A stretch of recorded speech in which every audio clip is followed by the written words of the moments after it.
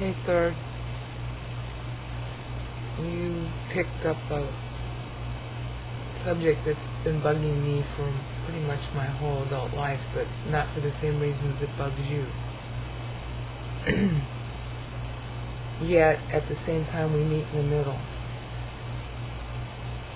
Hell. Eternal hell. How can that be? Your perspective in your video is, how can a loving God cast his creatures into hell? It either begs the question that there's no God or he's not very loving. To me, the question is entirely the opposite. How can a loving God stand and make us? I know I sound real educated and, I'm an intellectual and all that crap. But in my own mind, I consider myself to be a jerk. I always have, since I was a little girl. I don't see any reason for my existence. And I've always asked God, why do you put up with this? And I'm thinking of myself, but I'm also thinking of everything else, because everything else to me is too low also. How can God want to put up with creatures? We're so shallow, we're so biting, we're so petty, we're so religious. Religiosity makes me sick. Those people are so full of their little good deeds, and I dusted the pews on the church and blah, blah, blah, blah, blah. God should reward me. How can God put up with that? And you know what? I'm not any better. I'm not religious, obviously. But who of us, why should God look at any of us? So, to me, the whole question of hell is, it's bad enough you have to look at us who you save. But the people who are going to be in hell, according to the Bible, it lasts forever. He's got to look at them sin forever, okay? He's got to look at them hate him forever. God doesn't take pleasure in pain. Okay, that's why he paid the cost. I know you don't believe that anymore, but just, bear with me here. That's why he paid the cost.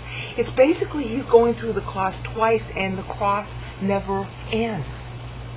That's my big problem with the whole thing. The cross never ends. The cost was our sins until the cross. Okay, but you know what? The cost now is Christ himself. Because he paid the sins, they all went into him. It's very graphic in Isaiah 53. So he upped the cost of us. It didn't go down, it went up. How can he stand it? The cross is always going on to omniscience. The minute, when you go to the bathroom, that moment you went to the bathroom, you forget about. But he sees it forever. That moment is always alive. It has always been alive. It will always be alive. You're not experiencing it now, but God always is. How can he stand it? So if I was to become an atheist, that would be the reason why. Alright? So here's the answer. I'm just going to tell you what it is, and whether you accept it or believe it or like it, I'm an accountant, okay? That's what I do, in this whole, my whole spiritual channel is just about accounting. Whether people like what I say or not, I can't be concerned with that. Okay, here's the answer. And I just made a video on it called Predestination is Freedom for July 4th. It's on my profile page right now. God is free. God is truth. So for truth to be truth, it has to be free. Free to be good, free to be bad. And it has to always be free. So you can't circumscribe the truth. So if a thing is bad, it has to be free to be bad, and if of its own free nature, that it would freely exist without being coerced or manipulated or influenced. If it would die on its own, fine. But if it doesn't, then it has to be allowed to continue to exist. Now, since God is omniscience and he's truth, if he shaved even a little dot, no matter how good the reason, truth wouldn't be truth anymore. Now, can he do that? Of course. He can wipe us all out. I keep asking him to do that. He can wipe us all out at any moment he wants.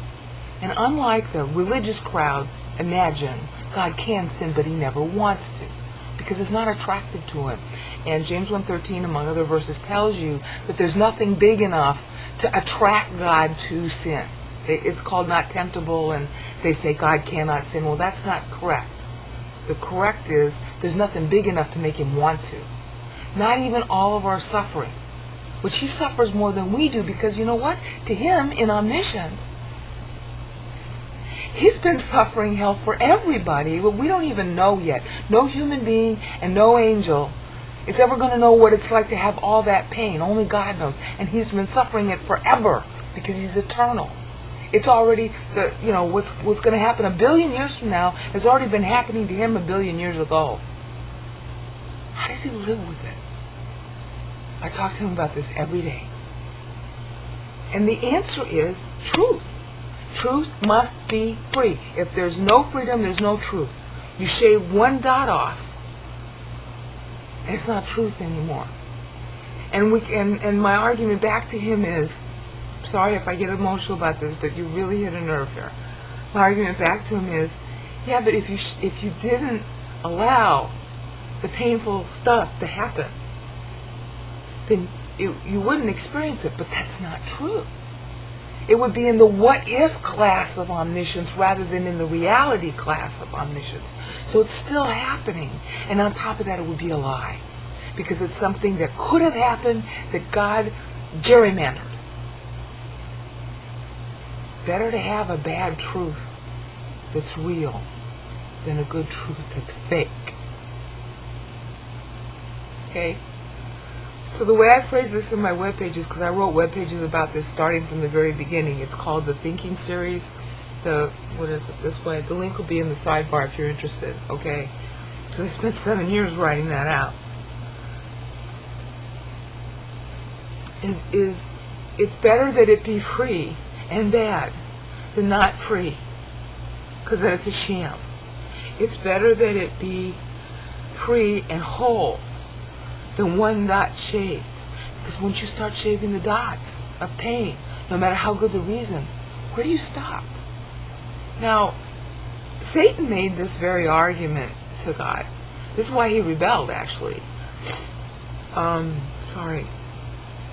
And so I spent seven years writing out from eternity past to eternity future, working this out, and it ended up occupying almost 2,000 printed pages.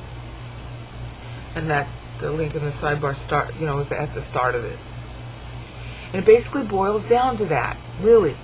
If it's going to be free, it has to be 100% free. So, yes, God does certain things because only God can do them. But what he does is like when the Christians are all going to scream about this. I don't care. I can prove it from Bible. God makes your soul at birth. When the fetus exits the womb, he personally creates a perfect, obviously because it's coming from God, a perfect soul and imputes it to that Adam sin nature tainted body, knowing full well what's going to happen to you. But then you also have the choice, because you're free and he didn't gerrymander you, of making a different option for your own life. You are totally, really free. That's the predestination, which I just made a video on called Predestined to Freedom. You are predestined to freedom because God won't shave the truth, no matter what. And any pain we suffer, baby, is nothing compared to what he sees. 24/7, never ending, all at once.